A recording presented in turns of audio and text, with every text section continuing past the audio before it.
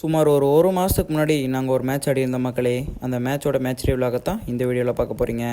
அது அப்போவே போடலாமே, இப்போ வேண்டாம் போடுறேன்னு யாரும் கேட்க வேண்டாம். இப்போ தான் போடணுன்னு தோணுச்சு, அதனால் யாரும் ஸ்கிப் பண்ணாமல் ஃபுல்லாக பார்த்துட்டு போயிருங்க.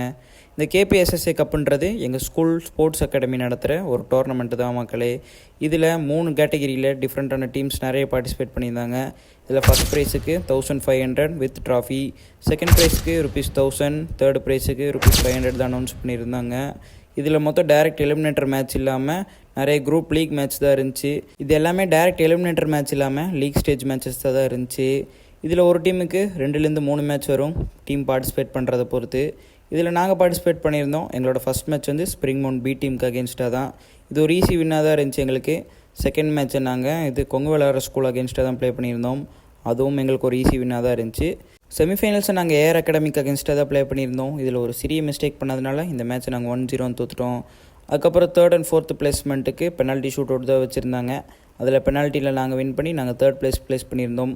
அப்புறம் ஒரு சந்தோஷமான விஷயம், இதில் நம்ம குட்டி கொஞ்சம் சப்ஸ்கிரைபர் ஒருத்தனை பார்த்தேன். அவர் என்ன சொன்னாருங்கிறத நீங்களே பார்த்துட்டு போயிருங்க.